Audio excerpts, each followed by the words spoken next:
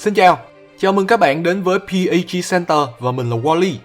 Khi được hỏi đâu là Pokemon khởi đầu tốt nhất của vùng đất Kalos, chắc rằng rất nhiều bạn sẽ tự tin trả lời đó là gia đình nhà Greninja. Chưa cần bàn đến chỉ số của Pokemon khởi đầu hệ nước của Gen 6, riêng việc có thể sở hữu hai ability cực kỳ bá đạo là Protean và Battle Bond thôi cũng đủ giúp cho Greninja ôm trọn danh hiệu Pokemon khởi đầu tốt nhất của vùng đất Kalos. Thậm chí là đủ khả năng đứng trong hàng ngũ của những cái tên mạnh nhất từng được giới thiệu. Vì vậy mà cũng chẳng quá bất ngờ khi Greninja được bình chọn là Pokemon được yêu thích nhất của năm 2020. Tuy nhiên, trong các bản game của thế hệ thứ 6 là Pokemon X và Y, Greninja chỉ có thể sở hữu được hai ability bá đạo kia thông qua các sự kiện, chứ khi vừa bắt đầu cuộc hành trình trong game thì Torrent là ability duy nhất mà gia đình nhà Greninja có thể sở hữu. Vậy nếu không có Protean và Battle Bond, Greninja có còn được đánh giá cao? Nếu chỉ với các ability căn bản, đâu mới là Pokemon khởi đầu tốt nhất mà người chơi nên chọn để có thể dễ dàng hoàn thành cuộc hành trình ở Kalos? Hãy cùng mình trả lời câu hỏi đó trong video phân tích và đánh giá này nhé. Cũng xin lưu ý là video này có rất nhiều ý kiến mang tính cá nhân và hy vọng các bạn sẽ để lại cho bọn mình một like và một subscribe nếu thấy thích video. Nào, chuẩn bị chưa? Let's catch them all!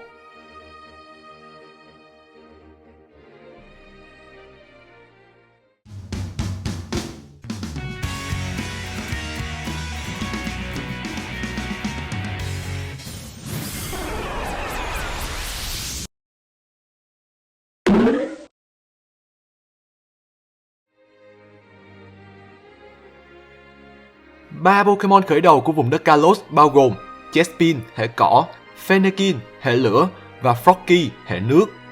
Ở dạng tiến hóa đầu tiên, Fennekin là cái tên mình đánh giá thấp nhất và sẽ không cho điểm nào.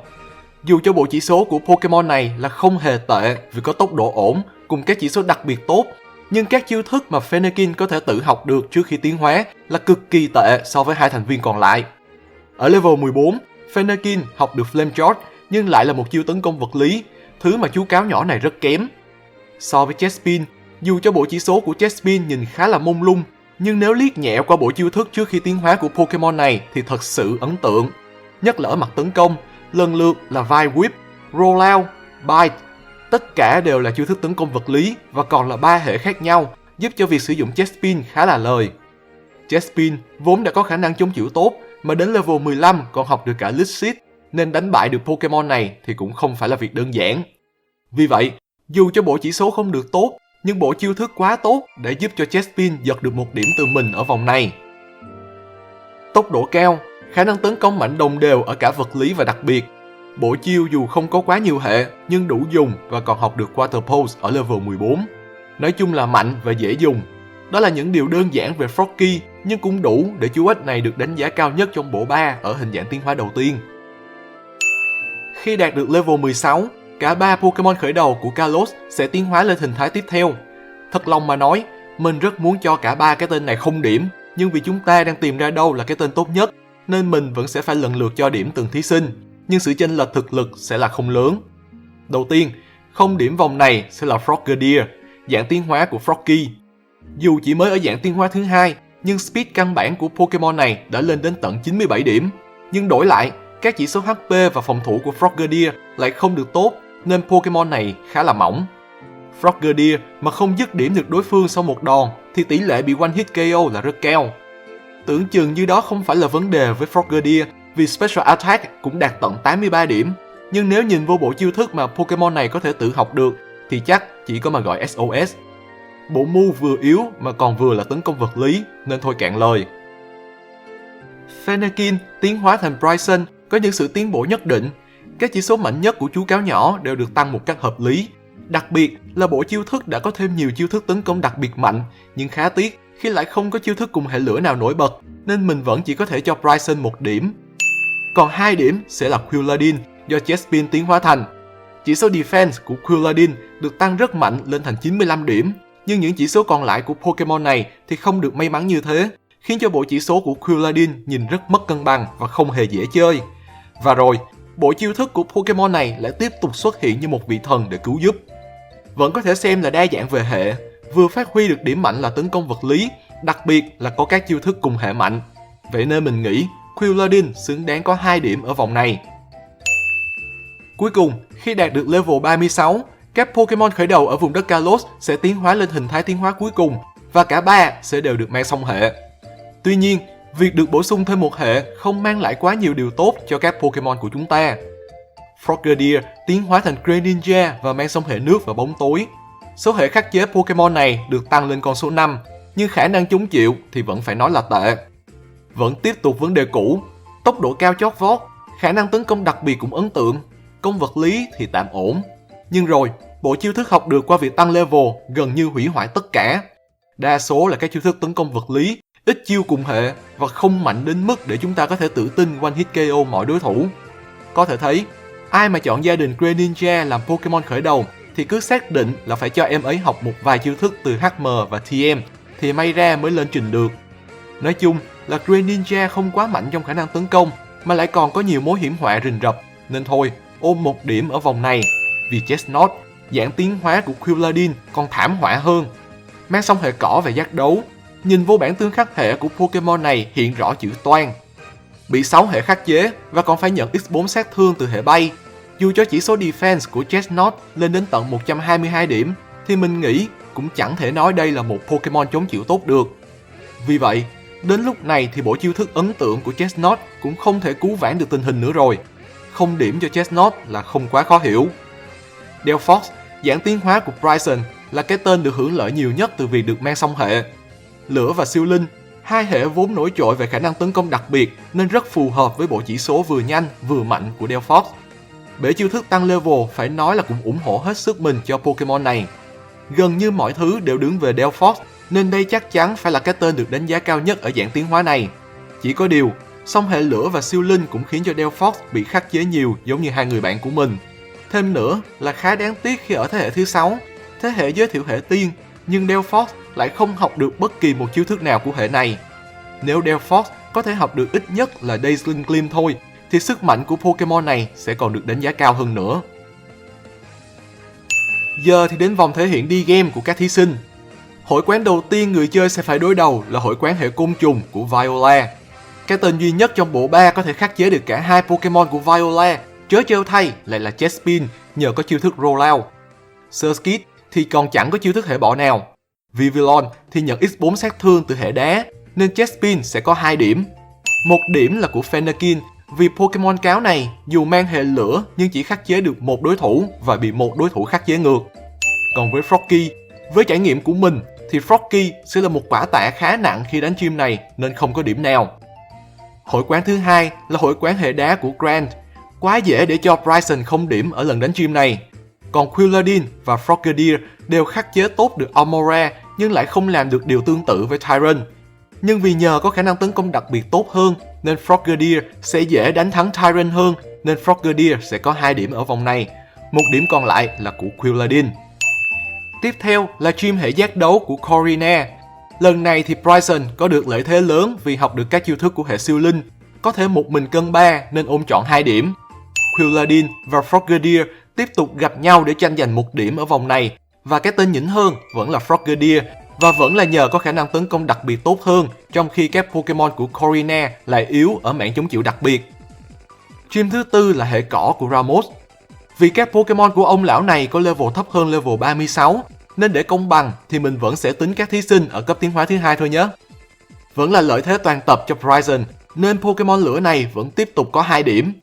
Và cũng rõ ràng không kém là việc Frogadier sẽ không có điểm nào ở lần đánh chim này, còn lại Quilladin 1 điểm.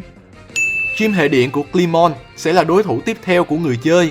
Đây cũng là một thử thách tương đối khó nhằn đối với bộ 3 khởi đầu của vùng đất Kalos. Các bạn sẽ không muốn dùng Greninja cho trận đánh này đâu, vì quá rõ ràng là Pokemon này bị khắc chế toàn tập.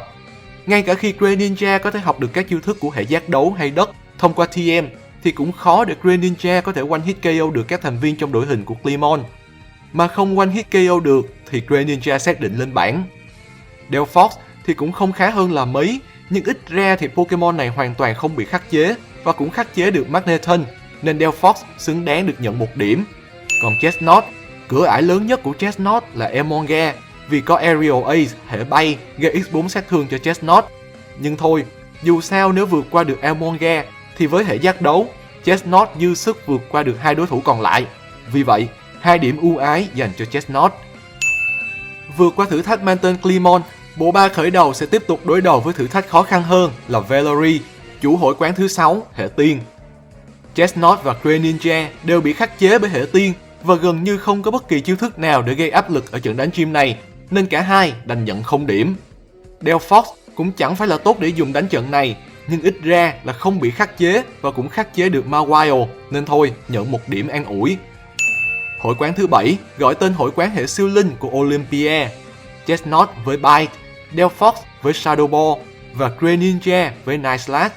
Hội quán này xem chừng quá đơn giản với các Pokemon khởi đầu của vùng đất Kalos, nên cả ba đều sẽ nhận được 2 điểm. Trận đánh gym cuối cùng sẽ là với gym hệ băng của Wolfric. Delphox một lần nữa có thể 1 cân 3 ở trận này nên dễ dàng ôm trọn 2 điểm. Nếu bạn có thể cho Greninja học được các chiêu thức hệ giác đấu thì Pokemon này cũng có thể làm nên chuyện, nên thôi 1 điểm ưu ái. Chestnut về lý thuyết cũng có thể 1 cân 3 đấy, nhưng những Pokemon của Wolfric đều là những Pokemon rất trâu nên tỷ lệ bị phản công đối với Chestnut là tương đối cao. Và nên nhớ, Chestnut bị khắc chế bởi hệ băng. Nhưng thôi, mình nghĩ Chestnut vẫn xứng đáng nhận 1 điểm ở vòng này. Giờ thì qua đến tứ đại thiên vương nào. Thiên vương đầu tiên hệ lửa, Morva. Vừa bị khắc chế, vừa thua thiệt về tốc độ, Chestnut chắc chắn không phải là Pokemon các bạn nên lựa chọn trước Morva. Delphox thì cũng tạm chấp nhận, nhưng phải rất cẩn thận với Chandelure, nên thôi có 1 điểm. Greninja là sự lựa chọn tốt nhất, không cần phải nói nhiều, nên có 2 điểm. Thiên vương thứ hai là Sibo, chuyên về hệ nước. Delphox xác định tắt điện ở trận này nên ôm trứng ngỗng.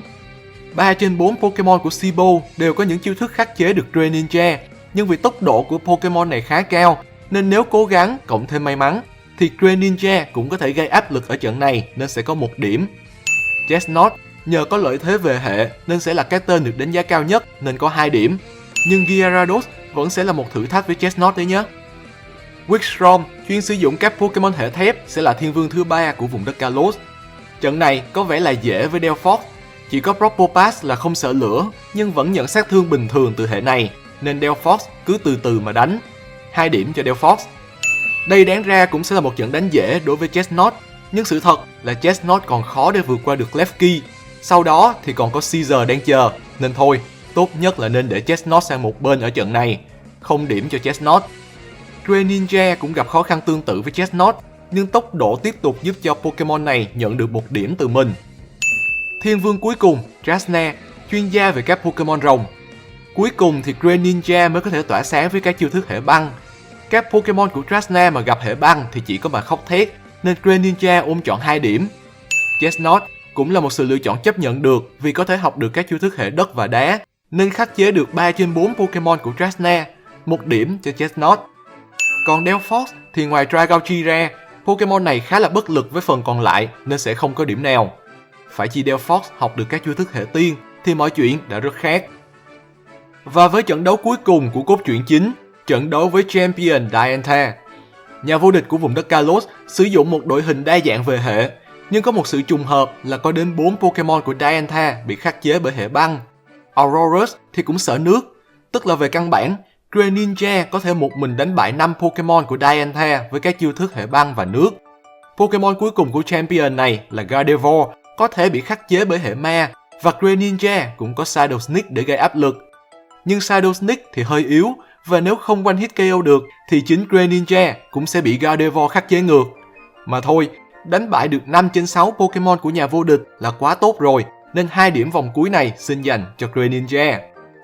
Thua kém Greninja một chút là Delphox, khi với bộ chiêu thức hợp lý, Pokemon này cũng có thể giải quyết được Hawlucha, Aurorus, Gourgeist và Gardevoir một cách dễ dàng, nên mình sẽ cho Delphox 1 điểm ở vòng này. Còn Chestnut thì chắc là cất gấp.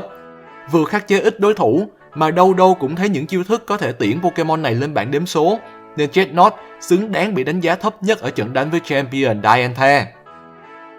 Tổng kết lại, chúng ta có một kết quả khá là suýt sao.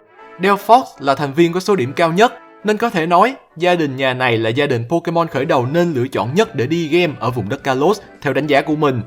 Nhưng chỉ thua lần lượt là 1 và 3 điểm. Greninja và Chestnut cũng không thua kém quá nhiều so với người chiến thắng. Và thực chất thì số điểm của cả ba là khá thấp, chứng tỏ rằng Bộ 3 Pokemon khởi đầu của Kalos này, nếu chỉ với những ability căn bản thì sẽ không đóng góp quá nhiều vào sức mạnh của đội hình đi game. Và với Greninja, một Pokemon cực kỳ mạnh khi có những ability đặc biệt thì cũng hóa bình thường khi được người chơi chọn để bắt đầu cuộc hành trình.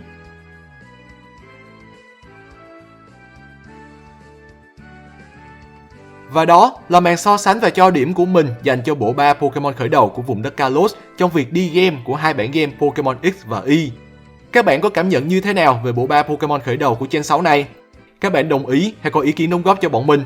Hãy cho bọn mình biết ở phần bình luận bên dưới nhé! Lưu ý là những điều mình chia sẻ có rất nhiều ý kiến cá nhân, nên có gì sai sót thì chúng ta hãy cùng nhẹ nhàng bàn luận nhé! Đừng quên cho bọn mình một like và một subscribe nếu thấy video hay và thú vị. Cảm ơn các bạn đã xem hết video. Xin chào và hẹn gặp lại trong những video sắp tới. GG everyone!